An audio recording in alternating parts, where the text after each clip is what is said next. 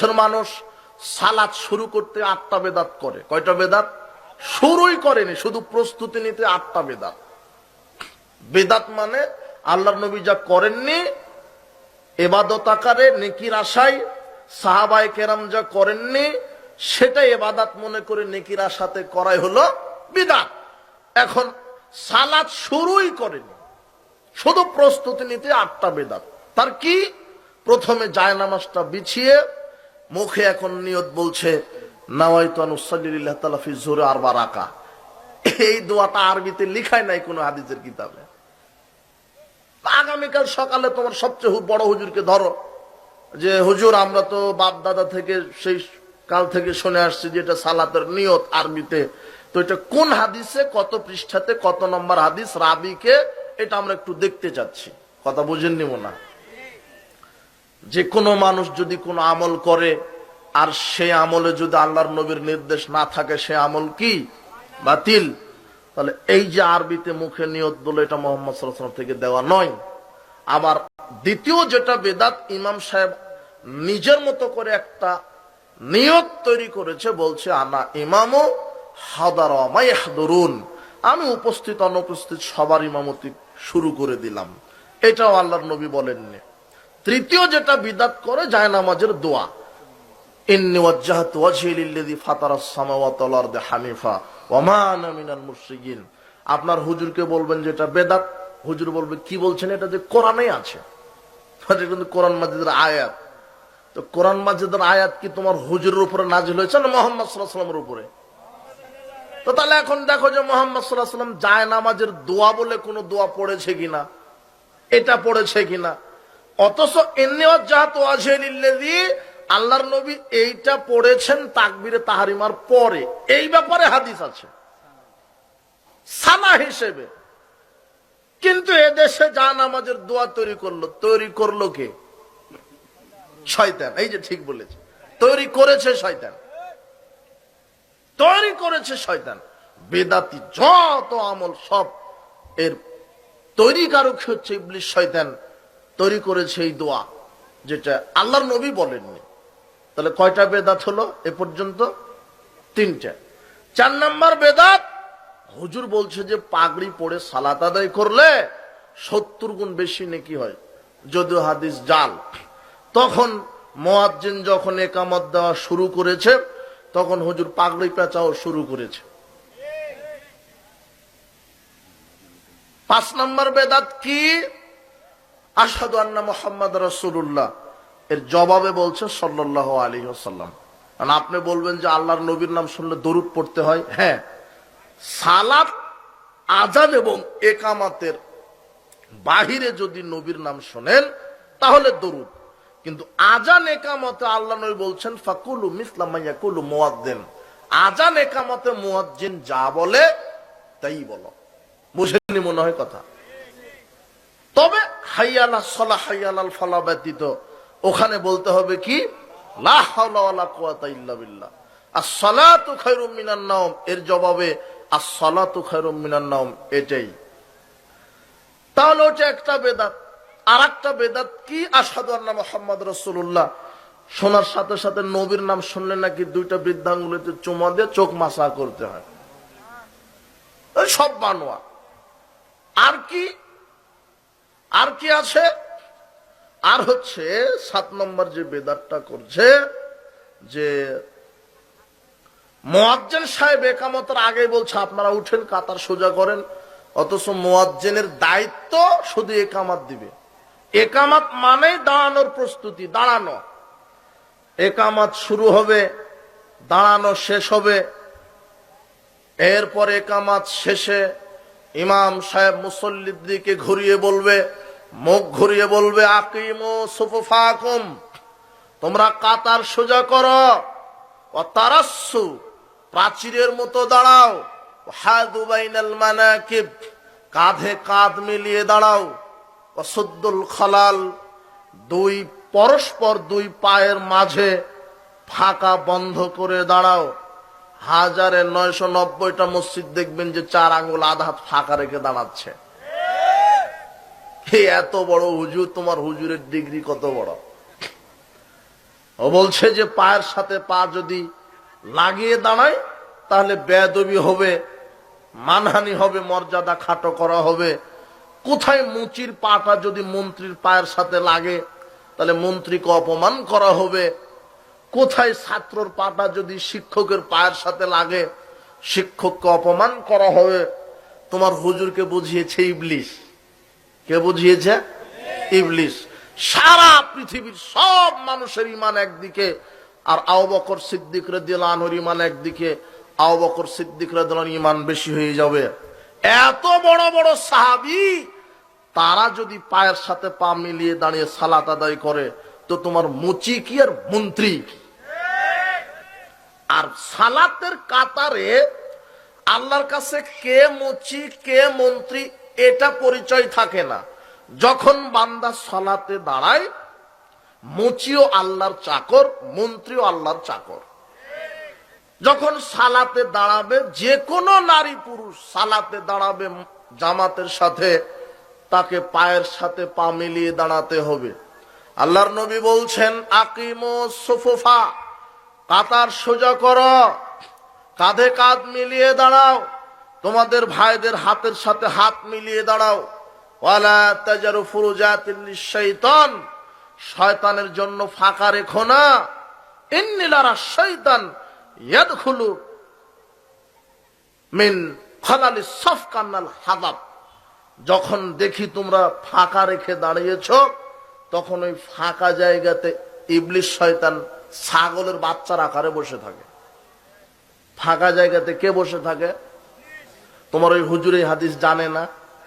তোমার হুজুর হাদিস জানে, কিন্তু তোমার হুজুর এত হুজুরের বদ, ও বলছে যে হাদিসে থাকলে কি হবে, আমাদের মাযহাবে নাই। কথা বুঝেননি মনে হয়? ওর মাযহাবে থাকা লাগবে। হাদিসে আছে কিন্তু ওর কিসে নাই? মাযহাবে নাই। এরকম হুজুর মাটির উপরে থাকার চাইতে মাটির নিচে থাকা ভালো। যে মাযহাব মানতে গেলে রাসূলের হাদিসকে অবমাননা করা হয়, এই রকম মাযহাব মাটির উপরে থাকার চাইতে এরকম মাযহাবকে কবর দেওয়া ভালো। আশ্চর্য কথা, আপনি কাকে কি বলছেন যে হাদিসে আছে? তোমার আর এক শয়তান বলছে কি যে রাফাল আদায়ের সব হাদিস আমরা বিশ্বাস করি কিন্তু মানি না। কেন? আমাদের মাযহাবে নাই তাই।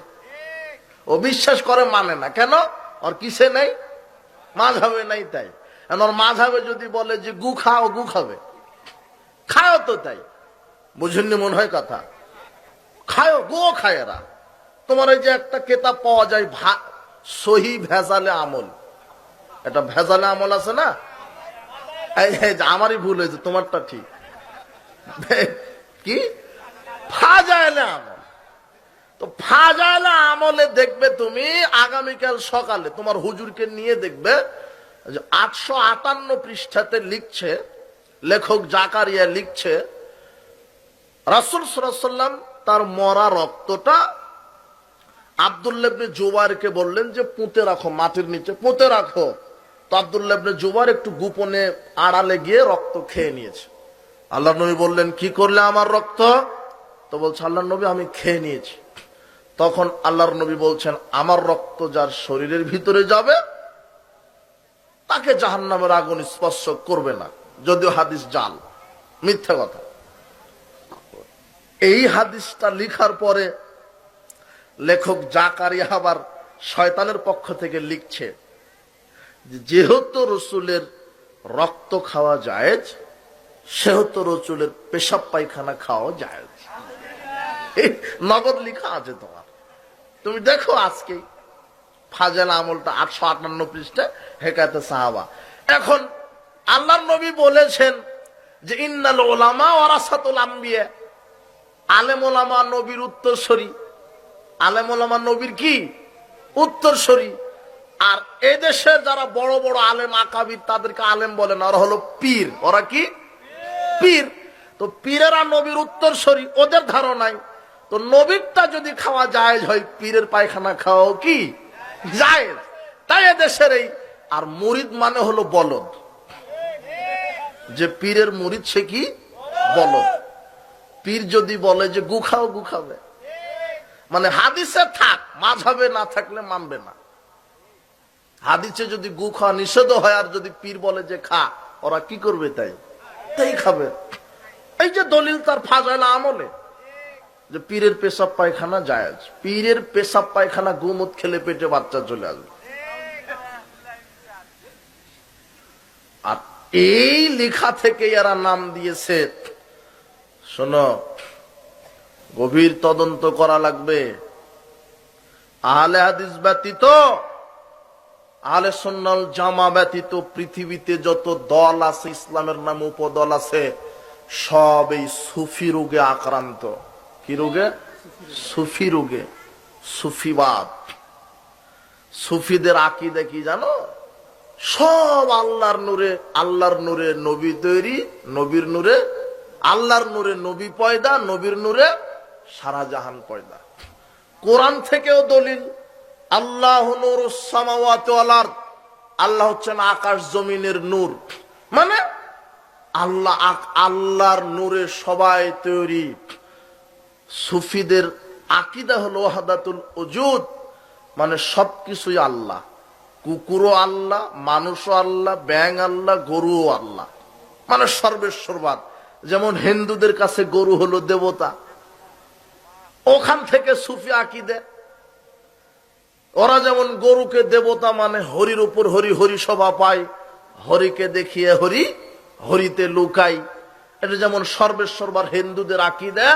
তো এদেশে যারা সুফি, সুফি মানে এখনো বুঝেন কিনা, যারা মারফতের নামে মুসলিম সমাজে পীর মুরিদে যারা বিশ্বাসী, যারা পীর তন্ত্রে বিশ্বাসী, এরা হলো সুফি রোগে আক্রান্ত। আর এদের আকীদা হলো যে নবী রাসূলগণের চাইতে সুফিরা বড়। আর সুফিদের জনক হচ্ছে বায়েজিদ বোস্তামি। তোমার মুফাসসির সাহেব তো বায়েজিদ বোস্তামির খুব তাফসীর করতে গিয়ে বলছেন খুব বড় আল্লাহর ওলি, কিন্তু বায়েজিদ বোস্তামি শয়তানের ওলি। কার ওলি? শয়তানের ওলি। বায়েজিদ বোস্তামি বলছে, তলাবতুল্লাহ সিত্তিনা সানা, আমি 60 বছর আল্লাহকে খুঁজলাম, কোথাও পেলাম না, ফাইজা আনা হওয়া, এখন দেখি আমি বায়েজিদ বোস্তামি নিজেই আল্লাহ। বায়েজিদ বোস্তামি নিজেকে আল্লাহ দাবি করেছে। আর বায়েজিদ বোস্তামির দুইজন শিষ্য ছিল। একজন শিষ্য ছিল হুসাইন বিন মানসুর হাল্লাজ। হোসেন বিন মানসুর হাল্লাজের আবার দুইজন শিষ্য ছিল, ইবনুল আরাবি আর নাবলুসি। এই দুই শয়তান আমার বলছে যে যেহেতু আল্লাহর নূরে সবাই তৈরি, মানুষ, কুকুর, শ্রীগাল সবাই যখন আল্লাহর নূরে তৈরি, তার মানে যখন পুরুষ তার স্ত্রীর সাথে সহবাস করে, তখন সে যেন আল্লাহর সাথে সহবাস করলো। সুফিদের আকীদা। আর ওই যে সুফিদের আকীদা থেকে এই যে স্ত্রীর সাথে সহবাস করলে আল্লাহর সাথে সহবাস হয়, এটা একটা সুফিদের আকীদা। আর তোমার তরিকার যে হুজুরও বলছে, যে লিখছে যে রসুলের পেশাব পায়খানা জায়েজ, তাই তো তোমার হুজুর জর্দার নাম দিয়েছে নুরানি জর্দা। আর সব নুরানি, আল্লাহর নূরে সব, নবীর নূরে সব, সব নুরানি। তুমিও নূর, সবই নূর, মাটি নূর, গরু নূর, সব নূর আল্লাহর নূরে। তো এখন নুরানি টুপি, নুরানি আতর, নুরানি পাঞ্জাবি, নুরানি কোরআন, এই দিতে দিতে তোমার হুজুর বলছে যে নুরানি জর্দা। কথা বুঝনি? ওখান থেকে এখানে চলে আসছে। তো সুফিদের আকীদা, আর এই সুফি আকীদা প্রায় লোকের ভিতরে। এই জন্য সাবধান, ভ্রান্ত হুজুরের ফাঁদে পা দিও না, ভ্রান্ত তরিকায় পা দিও না, আমল করে জাহান্নাম হবে। মুহাম্মদ সাল্লাল্লাহু আলাইহি সাল্লামের রেখে যাওয়া যে তরিকা, যেই সুন্নাহ, এই সুন্নাতে আমাকে আমল করতে হবে, এছাড়া বাঁচার কোনো পথ নেই। একমাত্র অভ্রান্ত সত্য পথ আল্লাহর পক্ষ থেকে, যেটা ইহদিনাস সিরাতাল মুস্তাকিম, যেই পথের নির্দেশ দিয়ে গেছেন, আমাদেরকে চলার পাথও দিয়ে গেছেন মুহাম্মদ সাল্লাল্লাহু আলাইহি ওয়াসাল্লাম। তার তরিকায় সালাত, তার তরিকায় সিয়াম, তার তরিকায় হজ, তার তরিকায় ইবাদত।